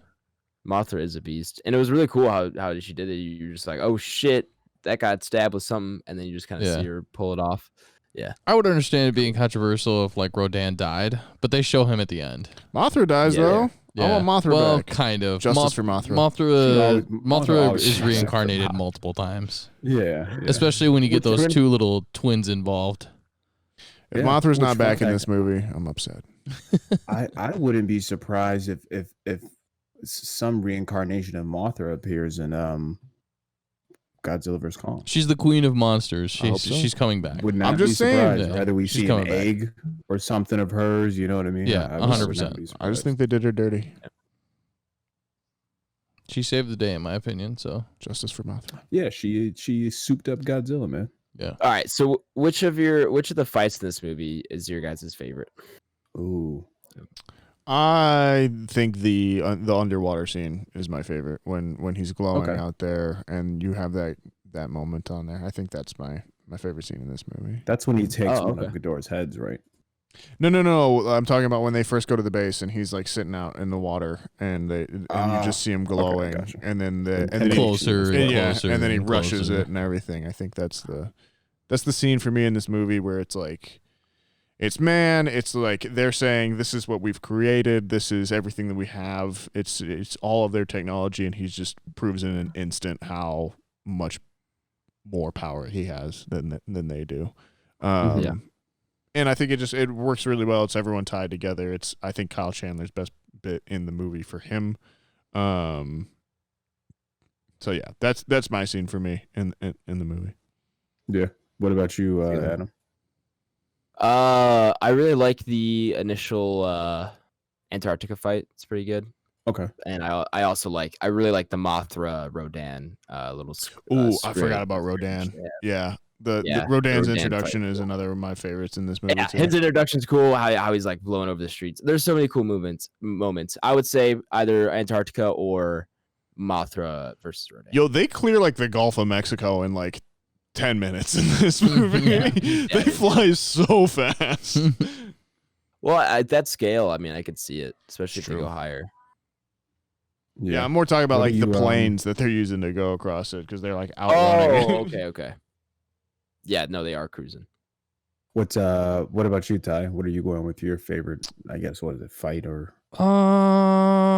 scene? I guess. I'm a really big fan of the ending scene. Anytime you get the 2 main characters or monsters in this case to kind of get closure, I think it's always great. I am a big fan of anytime like when he finally finishes Ghidorah and he does his breath through his head. It's always pretty cool, and you obviously get to see Godzilla do that a couple times. The first one, he basically does the same thing, except he splits it open and does atomic breath down the throat. But I always like his little finisher fatalities. Those are always a really good time. Yeah, for sure. But yeah, I think probably the last battle between the two of them, and you finally get to see like Godzilla, and he's like supercharged. He's melting everything around him, and he just kind of takes care of business. So in the post credits scene, we see that they have captured, or they have the severed head of Ghidorah that was lost earlier in the fight. Do you think they can grow another Ghidorah off of that? Or do you think this is going to be Mecha King Ghidorah? This might be Mecha King Ghidorah, because you could go a couple different routes. Obviously, they point back to this in the beginning of kind of the middle of the movie. Right. Any government from any part of the world would kill for any kind of portion of these for the scientific benefits or the benefits that you can get. And now with King Ghidorah, you're kind of getting everything because he's an alien and he's potentially king of the monsters. Sure. So yeah, I think you see some kind of iteration or version, or you kind of see what people are doing, kind of like in Pacific Rim, where they're like taking pieces of him and kind of selling them off. I think you might see a little bit of that, just kind of as a background story of what's happening to him, unless he obviously comes back in this, which is a possibility. So yeah, I'd rather see Mecha King Ghidorah. I think that'd be awesome. Yeah, I'm with Tyler on that. I think it'll be Mecha King Ghidorah that's turning that, and they should be able to regenerate off that. So yeah, it'll be interesting. I don't know if he makes now that'd be a lot if he makes a play, or he makes a role in Godzilla vs. Kong as well. I doubt it, but they might have like an after credit scene. You know what I mean? That could lead to that. I wouldn't be surprised something like that were to happen. So before we, I don't know. Are we pretty done on this conversation? I want to know if we were going Kong or Godzilla as the group. I'm pretty much good. Godzilla is unbeatable, as we've seen. He killed Ghidorah. Kong would get destroyed by Ghidorah. I don't know, man. He's got that hammer. He's got a weapon. I still think that's made out of one of Godzilla's spikes. Spikes, yeah. Cool. I think he's gonna give Godzilla a little bit of a run for his money in the beginning, but at the end of the day, it's all Godzilla. Well, Godzilla is the king of the monsters after all. Just want him to ride him.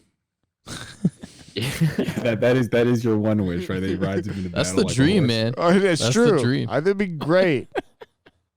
Yeah, that would be epic as hell for sure. I think Godzilla wins. Screw King Kong. He's just a big monkey. Not screw him. He's cool. He sucks. He's cool. He's a harasser. He's a sex pest. He's just after women. Plus, man, he's damaged goods. That's a one interpretation of the film, I guess. He's damaged goods. All right, his whole family was murdered. So what? Give him a break. What would you do if your whole by family himself? was murdered? He's not stealing women. Just trying to eat some octopuses and hang out. Yeah, I don't know. It's octopi. I know.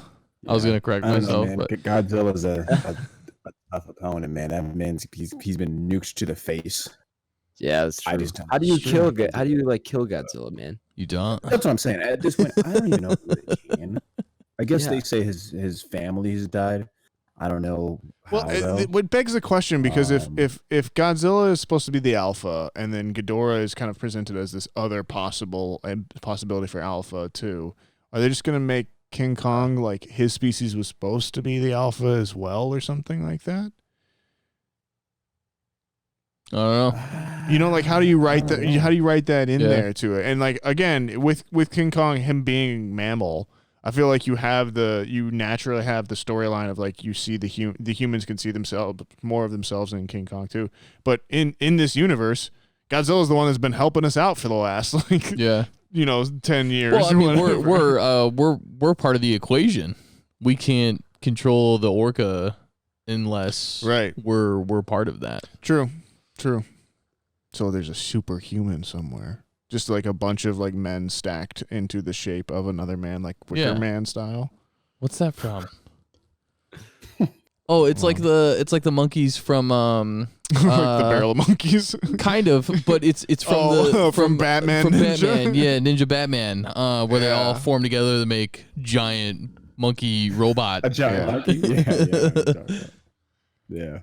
Yeah, man. I don't know. I think Kong's got his hands full. Yeah. Work cut out for him. I think they'll have a cool, at least 1 or 2 fights, similar to how Ghidorah I and think so, Godzilla too. had. You know. And I'm excited. I hope they write it. I hope they kind of go for something crazy, like Tyler and I have been saying. Like, I'd like them to just embrace the craziness and just go with like it. you know what this movie is. Don't try and get super serious and try and write I don't need a bulletproof plot here or a bulletproof script. I just need you to continue what you've been doing and just make me sit here like a child and just be like, holy shit. I mean, if they make a bulletproof plot and script, I'll take that too. Sure, but I don't need it. Yeah. But yeah, the fun is priority. The priority is facts. fun. True. Facts. Yeah, I agree. Fuck logic. Fuck everything else. Fun. I'm with it. One thing I am curious though, and I know they kind of touched on it because they said Kong was a child in adolescence and Kong versus Kong Skull Island. Yeah. But I'm just because in the trailer he looks so big, and this is going back to what Nathaniel was saying, where the scale seems off sometimes. Like I don't know if Kong just that much, right? Or like have they just like conveniently shrunk Godzilla? I think he grew that much. I think that's essentially what they're intending you to think. Yeah. Yeah. I don't know. Isn't it established in Skull Island that it's like adolescent Kong? It is. Yeah, it is. But I mean that Godzilla's fucking huge. He is huge. You know what I mean? Yeah. I genuinely think he's bigger in 2014 Godzilla. I think they kind of shrunk him a little bit for Yeah, King of the you might Monsters. be right, dude. Yeah, you might be right. I just got to the scene with Godzilla floating in the water.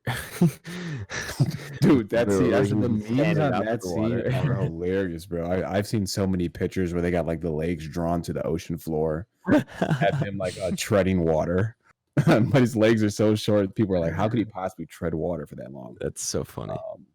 Yeah, it's a funny scene. Or like they drew like his tail. He's standing on his tail all the way to the bottom of the ocean Yeah. floor. I mean, Yeah. I've seen him do a lot of different things with his tail. It's true. Okay. Well. Oh yeah. What is with all the weird sexual Titan sex jokes in this movie? There's like 3 of them. Yeah, there is, I don't isn't remember there? one. Because they bang. Yeah, but there's like the the one that Thomas Middleditch does about like Muto's genitals or whatever. Yeah. He's like, they're Yeah, not blurred out yeah. on this one. Like, Yeah. All right. Yeah, in the presentation. There's another one. And then he's like, There's another he's one only where doing one thing. He's coming here to yeah. feed, fight, or. yeah. Yeah. And then there's another one where the soldier's like, so Mothra and Godzilla, they got like a thing going on. Yeah. Yeah. Yeah, Weird. man, corny jokes. That's all Terrible. 3. Yeah. Yep. What? Yeah. There was another joke. There was another quote unquote joke that Tyler and I both looked at each other and were just like, whew. Yeah, I think there was a few that me and my friends were like, man, that's rough. Were they Justice League 2017 jokes bad? No. Those are horrible. Is anything that bad? Not much. Not I much. didn't bring a sword. Just Sorry, a guys. gun. I didn't bring a sword. Crabbot. Oh, man. Crap. What about dude? Now you just got me thinking. I fucking hate the scene in Justice League 2017 where they resurrect Superman. Then he's kind of like going like in his full fury mode and he's mad at everybody. Then he throws Batman on the car and Batman's like, "Oh, something's definitely bleeding." Yeah. That line is just so bad, dude. He's And like, I'm glad they took it oh out. man, you must have you brought me back to life. You must really be in trouble. You know, I know how much you hate me. I don't not hate you. Okay, Batman. Yeah. Dude, that movie's so bad we're shitting on it still. Yeah, that Unreal. movie's bad. Yeah. It's great. There's no way around it, man. Too funny. But All right. Are we done with spoilers Put it here? on the Yeah. list, Yeah, man, let's and- get it. Let's rank this bad boy. Put her on up. All right. Welcome back. Hop upon. We skipped over the spoiler portion of this podcast. We're going to go ahead and rank Godzilla King of the Monsters up upon the entropy list. For those of you who do not know, the entropy list is Back Row Banter's official list of every movie we have reviewed, regardless of genre, regardless of anything else, all on one fantastic list. If you'd like to reference the entropy list for yourself, you can do so by checking the episode description, where it is linked to my Letterboxd. Linked. It's all linked. All right, who wants to take the bullet on this one and start us off? Blake, how high you I'll going, go man? You're first. probably It's the biggest one of fan my of this. favorites. Let me pull the list up real quick for you, man. Yeah. All right. I gotta take a look and see where I wanted at too.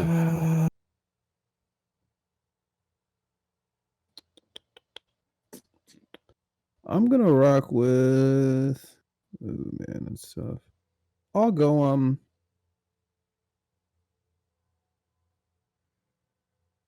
We all stare at our phones. This is a tough one to do. I'll go 31, man.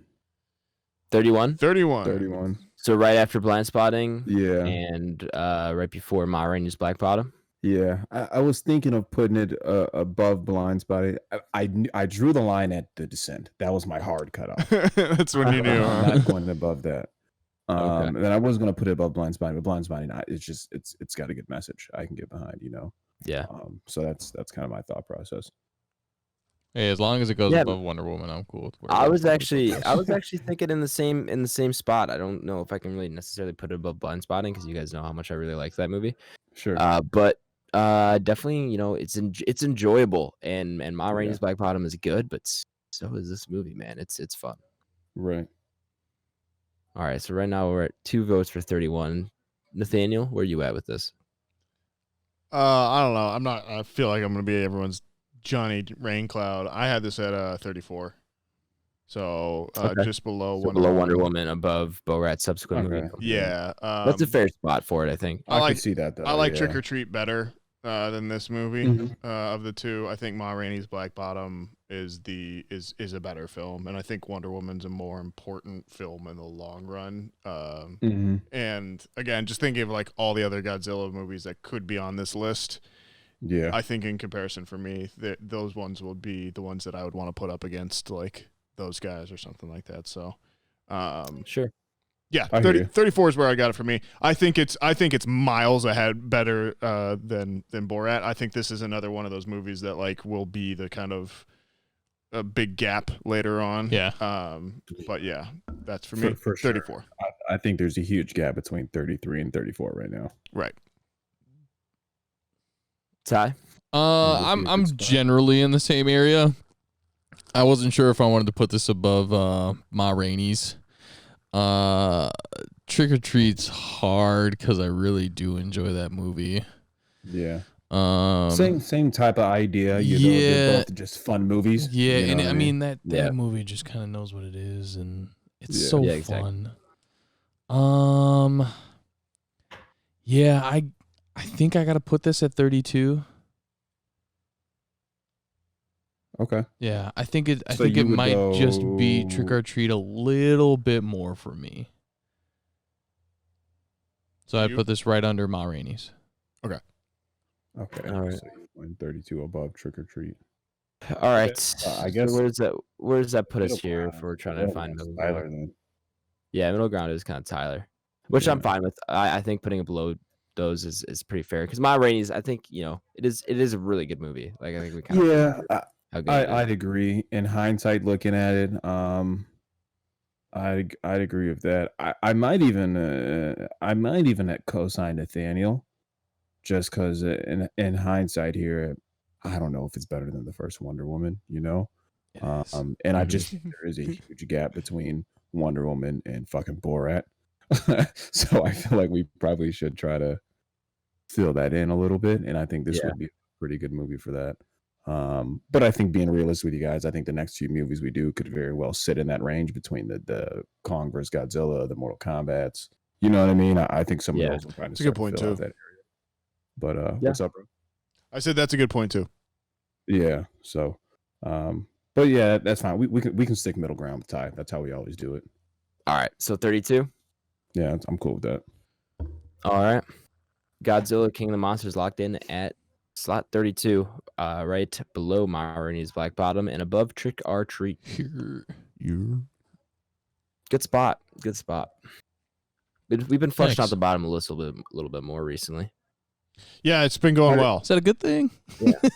It is when we have as many movies as we do. Yeah, because I mean it's hard because you know we don't have a whole lot of new content coming out, which is obviously something we we try to work through on a weekly basis, and we got to throw some, kind of not dog shit, but just kind of the meh in there. Yeah, because if we keep throwing bangers out that we all have in our top 10, we're gonna flood the top. Well, it's like we've said, the top 10 on this now is just a murderer's row of just it's gonna be very hard. So you can't beat your name, man. I mean, that's tough. When I pulled that up, or you guys pulled up earlier, and I said what's 10, and you said your name, and I was like, oh yeah, I don't know what's gonna crack the top 10. Freaking Hereditary is 5. Yeah. Bangers. But the thing is, again, like you don't like all those are bulletproof. Like every one of them, you're like, yeah, I can see that. I can see its reason for being where it's at. Yeah. Yeah, I don't know how likely it is we start putting films up there unless we're like going off like, hey, like these are movies I enjoy. Let's do this. Yeah, movie. unless these are like until we start pulling from our top 10. Right. Yeah, you never know though. You never know. Maybe Avatar 2. Yeah. Yeah. Oh, there you go. Godzilla vs. Kong could be the greatest movie we've ever seen. Could be. We just have no idea. Yeah, that and the MK will be interesting. Well, I guess not spoiler alert, but heads up for listeners. I mean, what are we doing on the 13th? Aren't we doing that one Korean film? We haven't decided yet. Have we locked that in? Yeah, we'll decide that over the weekend. And okay. Yeah, we'll do. We got plenty of time for post pod Adam, because this is not posting till Tuesday. We got Godzilla next week, so we'll let them know next week. Yeah, cool. The Godzilla episode or Godzilla vs. Kong episode, which is our review for next episode. Review topic for next episode is going to be Godzilla vs. Kong, which is coming to HBO Max March 30th and theaters March 30th. If you can, please go see this in theaters. Yeah, for sure. I am going to do my best. I honestly might try to see it while I'm in Florida if we got nothing to do or something. Maybe you go knock it out in the morning or something. You know, for you guys. It'd be a fun thing to do. That'd be cool. Yeah. All right. Nathaniel, 5-star review. Nothing this week. Sorry, it's late. I'm getting tired. For sure. We can just skip over it anyway. You're right. It is getting late. Please share the podcast. We would really appreciate it if you do so. So share with a friend, family member, a kaiju, if you're on the end of your street predator, and you're running from the latest apex predator that's around you, and you're hearing some crash, booms, bangs, and you're thinking, hey, I don't want to listen to this anymore. What I really want is just 4 guys casually talking about their favorite movies, throwing the pigskin of conversation around, maybe just doing a little bit of popcorn reading. Everyone's giving a little bit of thought to it. And you just pull us up on your podcast app, give us a listen. Maybe see someone running the same way you are. You say, hey, check these guys out. I'm freaking out right now, but now I'm not because we're here. Yeah. Follow us. Tyler, what do you got going on over there? I was gonna say, or you could just listen to the sounds of an alpha calling.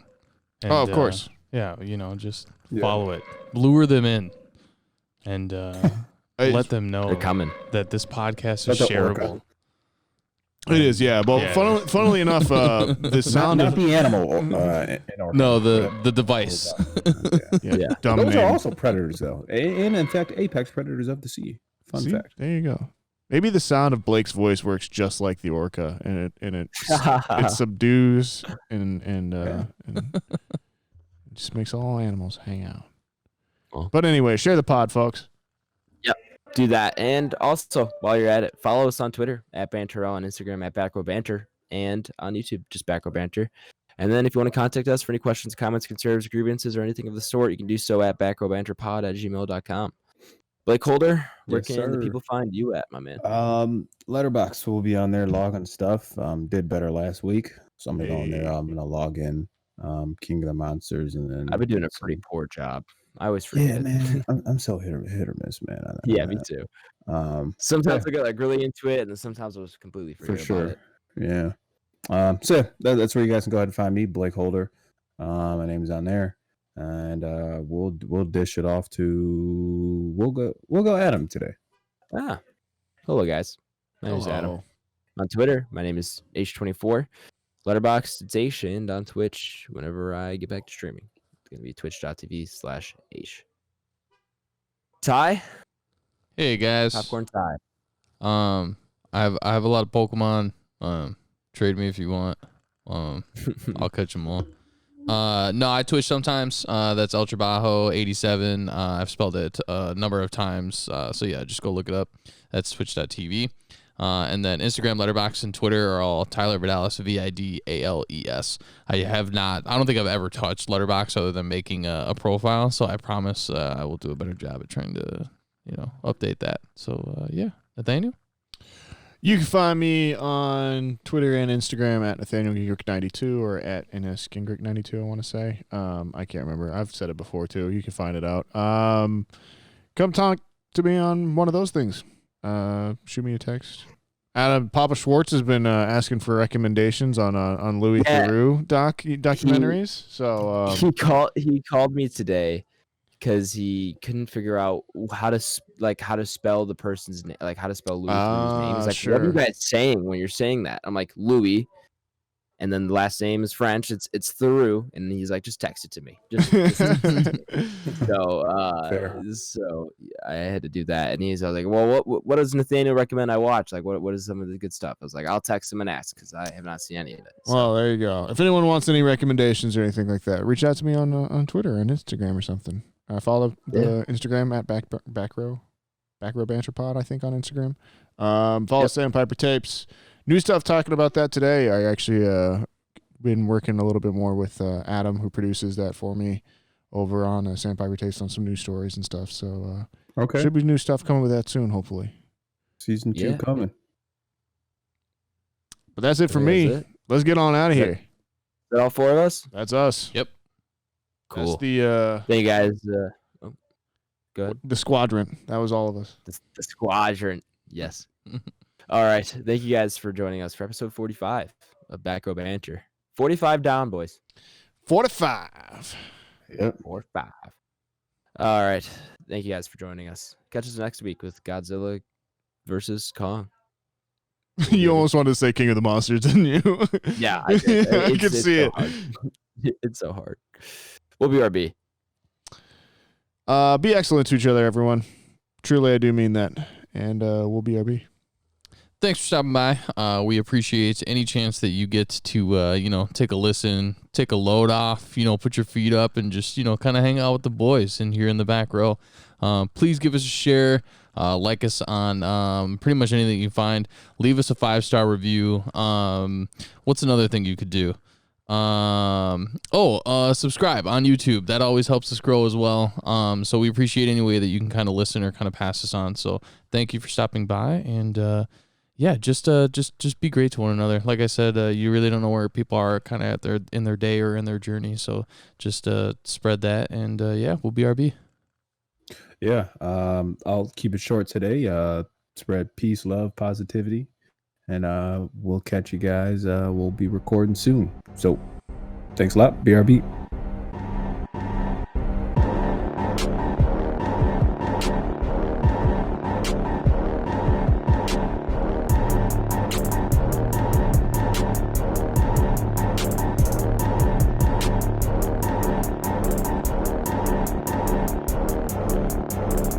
America. Ready for another lesson. Do you disagree? No, I was trying to think of like a fun, just like rapid fire question off the top of my head, but I couldn't think of one. Just to see if we could get something real quick. Who do we think? Final thoughts here. Who do we think is winning Godzilla versus Kong? Who's prediction? what's happening? Yeah, we made these a few weeks ago when we did trailer talk for it. I want to go Godzilla. I think they'll probably fight maybe twice, and they'll probably draw it even. Godzilla probably is going to win one, Kong's going to win the other, and then they'll probably team up and fight Mechagodzilla. That's what you're going with, Mechagodzilla? Yeah. He's pretty adamant about it. I think my theory was sound about this first Godzilla being Mechagodzilla in like makeup or like a biosuit, and then real Godzilla's gonna come along, and then they're gonna fight, and then you're gonna find out like, oh my god, it's Mechagodzilla the whole time. Fuck. Yeah. Do you think the real Godzilla and Kong fight though at least once. No, I think. Wait, so you're saying that the Godzilla we've seen so far is going to be revealed not to so be... far. I'm just saying the Godzilla that you see first in this one is going to be Mechagodzilla, but in makeup essentially. And then they're gonna show him fighting Kong, and then that's gonna be like everybody's Zilla versus Kong, and then Zilla's gonna come along. Not even the real Zilla, right? And then the actual Zilla's gonna come along, and they're gonna be like, "Oh shit, it's fake Zilla." And then and then you're gonna see the team up. It'll be interesting, man. I'm excited for it. Just good to see some more stuff like how we just watched just huge monsters fight each other. Yeah, it's dope. This cool made me with want to that, watch Pacific Rim. Exactly right. So, and I like those movies, so I mean, I'm cool with it, dude. This made me want to watch Evangelion again. I'd be down. I might do the rebuilds. I might do the movies. Honestly, ooh, that sounds like a great idea.